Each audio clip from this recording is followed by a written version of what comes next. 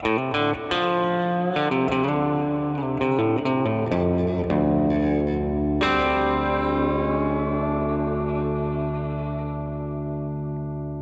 I want to tell you a story, that beautiful Triton right there, done up to cross Australia. That's owned by our very own cameraman, our ace photographer, Dino. And he's a whole lot more comfortable behind the camera, so that's where he is today. But the story I want to tell you is how he came about this Triton.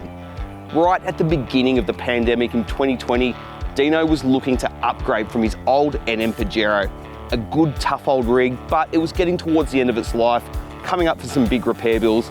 And like the smart bloke that he is, he decided that rather than chuck good money after bad at the old Pajero, well, it was time to upgrade cars. Now, I don't know if Dean is the tinniest bugger ever, or he was just at the right place at the right time, or more than likely a bit of both, because he got that Triton right there, a diesel with an automatic transmission and a bull bar fitted, brand new, forget this, $35,000. 35 grand, brand new for an auto turbo diesel dual cab 4-wheel drive. You couldn't even buy an SUV for that these days. This thing is an absolute weapon. I love it to death, and I'm going to show you it in detail. So this right here is Dino's Touring Triton rig review. And there's a lot of things that I really love about this dual cab ute. Not the least of which is the fact that it's a Mitsubishi. So this video and this build up here is for everyone who doesn't own a Toyota Hilux, doesn't own a Ford Ranger or a big Nissan, who owns something that's a little bit less common and still wants to see Australia and do it with the vehicle that they've got. Let's take a closer look at what makes this dual cab so good. So there's a million and one things you can do to customize a dual cab ute to make it perfect for your needs. But I love what Dino's done here. On the back, we've got the new King's Universal Ute Tub Rack.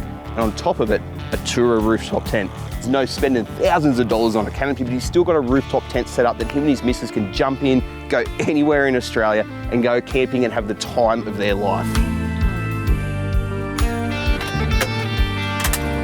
So in keeping with the whole simple, rugged, reliable theme of the entire vehicle, we've got a Butte basic but go anywhere 12-volt setup. Let's take a look at it.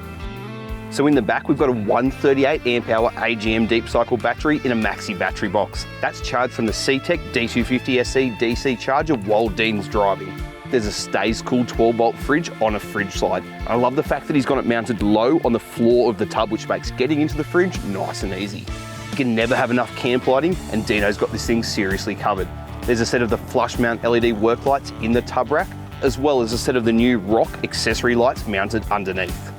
And so that C-Tech handles the charging of the battery while Dino's driving, when he's pulled up camping, or even if he's at work. 160 watt fixed solar panel on the roof rack handles the charging the entire time. And the beautiful part about that is the fact that that fridge, it never has to turn off. Even if you're not really doing a whole lot of driving with a setup like this, you can leave your fridge running permanently, and I reckon that that is something that so many people would love to do, and you can do it with this setup. So, wheels, tyres, suspension, well, straight up, it's pretty obvious this hasn't been built to go and hit bog holes, massive hills. It's been built as a nice touring rig to go across Australia, get Dino and his missus out to those perfect epic campsites.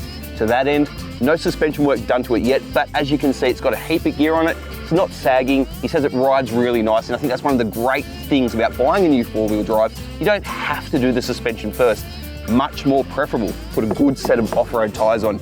Throwing some 265/70 all-terrains, just some steel wheels, nothing crazy. It just gives you the confidence to explore, knowing that you're not gonna have a puncture, you're not gonna get yourself too bogged, but you've always got a winch on the front. And to that end, Dino's got a Dominator X winch on the front of it, just for those just-in-case moments. I've always said it, winches aren't just a good idea for big, tough 4-wheel drives. I put a winch on the front of my ute, and Dino's done the same, for the reason that if you're out there exploring and you have to get through a little bit of a bog hole or climb a bit of a hill to get to your campsite, and you have a little bit of an oops moment, well, if you've got a winch on the front, then it's just a nice, easy recovery a whole lot of the time. So overall, a nice touring setup. Nothing crazy, just right. So, lighting. Now, you're gonna do big Ks when you're out touring. Sometimes you might have to drive past dusk, or you're just doing those long drives to and from work in the middle of winter and it's dark.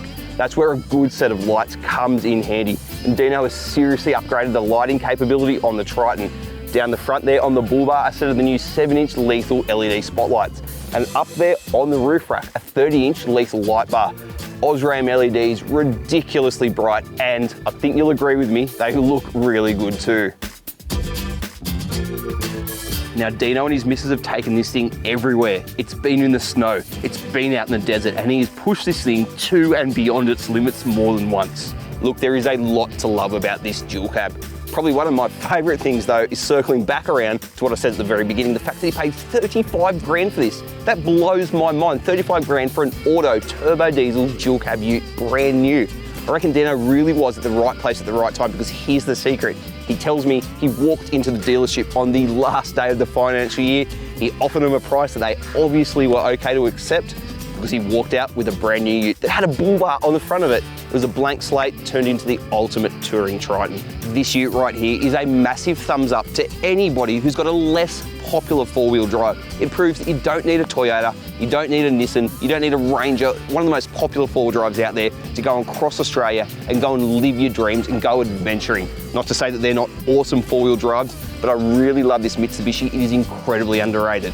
Okay, I've been going on about how much I love this ute, but there is one that I love just that little bit better.